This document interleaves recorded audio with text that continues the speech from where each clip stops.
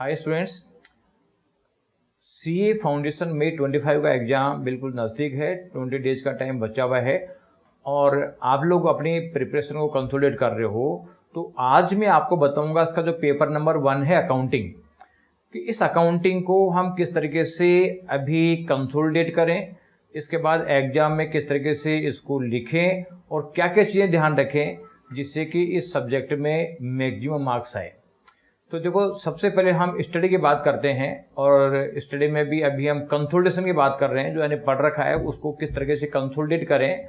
तो इसमें ये पेपर जो है बेसिकली 12th बेस है, यानी 12th में भी काफ़ी कुछ पोर्शन आप लोगों ने पढ़ लिया है 11th-12th में, और सीए फाउंडेशन में भी है। तो बहुत सारी कंसेप्ट 11th-12th के काम आती है, लेकिन सीए फाउंडेशन की कुछ एडवांस कंसेप्ट भी काम आती है। तो अब आप लोग क्या करोगे, जो आप लोगों ने पहले पढ़ रखा है, आप लोगों ने उसको आपको रिवीजन करना है। और रिवीजन का तरीका क्या रखें, तो देखो रिवीजन में आपका प्रैक्टिकल क्वेश्चन है और थ्योरेटिकल जो चीज़ आती है। लेकिन प्रैक्टिकल क्वेश्चन को सोल्व करने के लिए आपको कुछ कंसेप्ट्स, कुछ स्टेप्स और कुछ एजम्पशन काम आती है। तो आप क्या करो, पहली प्रायोरिटी पे कि आपने जो भी इस पेपर की कंसेप्ट, स्टेप, एजम्पशन पढ़ी है एक पर्टिकुलर चैप्टर की, उसको आप रिवाइज करो। जो आपने अलग से लिख रखा होगा या मॉड्यूल में अंडरलाइन कर रखा होगा उसको रिवाइज करो, और रिवाइज करके और मॉड्यूल के क्वेश्चन सोल्व करो। अब मॉड्यूल के क्वेश्चन बहुत सारे हैं, टाइम कम है, तो सोल्व करने का तरीका यह है कि आप लोगों ने जब पहले एक बार हाथ से सोल्व किए होंगे क्वेश्चन, तो उसमें कुछ पॉइंट आपको आइडेंटिफाई हुए होंगे प्रॉब्लमेटिक पॉइंट, तो ऐसे पॉइंटों को आपने आइडेंटिफाई कर रखा होगा। तो ऐसे पॉइंट्स को आप एक बार देखो। उसको देखने से क्या होगा कि आप लोगों के, मान लीजिए बाकी क्वेश्चन ढंग से आता है, कोई 1-2 पॉइंटों में प्रॉब्लम है, तो वो 1-2 पॉइंट्स आपके हो जाएंगे, तो उसका मतलब है कि पूरा क्वेश्चन हो जाएगा। यानी ये टाइम वो है जिसमें पूरा सब्जेक्ट को रिवाइज नहीं कर सकते, इतना टाइम बचा हुआ नहीं है आप लोगों के पास। आप उसमें जो इम्पोर्टेंट आइडेंटिफाइड पॉइंट है हर क्वेश्चन में उसको रिवाइज करें, और साथ में जो इसकी कंसेप्ट, स्टेप, एजम्पशन है वो तो पूरी डिटेल में आप देखें, जब जाके आपका ये पेपर होगा। और एग्जाम में जब आप लिखते हो, तो एग्जाम में लिखते समय अक्सर समस्या आती है कि यार कौन सा क्वेश्चन स्टार्ट करूं, तो ये एक प्रॉब्लम है। तो इसमें बच्चे अक्सर ये देखते हैं कि यार चलो कोई बड़ा क्वेश्चन भी है तो उसको उठा लेते हैं और फिर अटक जाते हैं।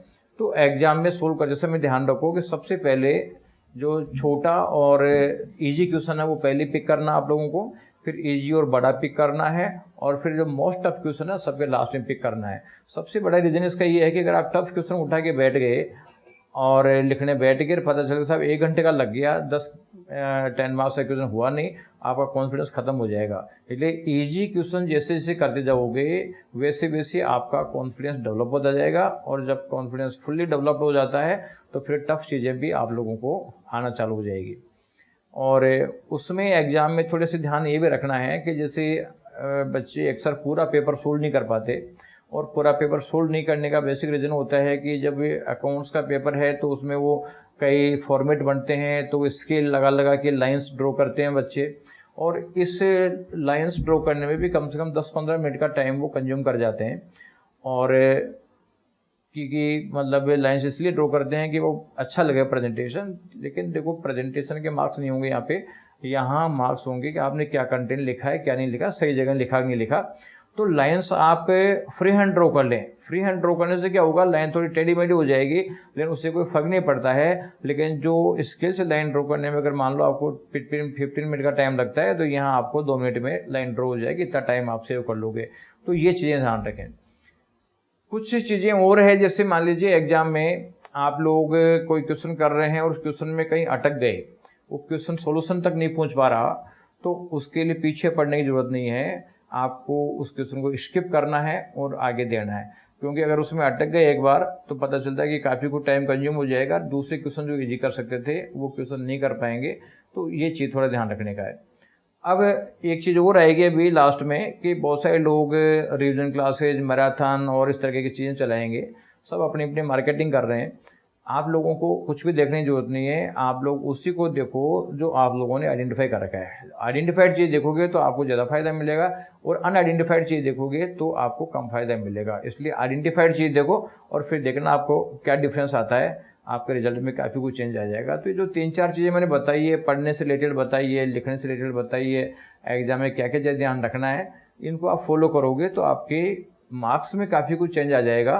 तो आप इस वीडियो को ढंग से समझ के और उसको फॉलो करने की कोशिश करें और अपने दोस्तों को भी इसको शेयर करें। साथ में VSI का यूट्यूब चैनल भी सब्सक्राइब करके रखें।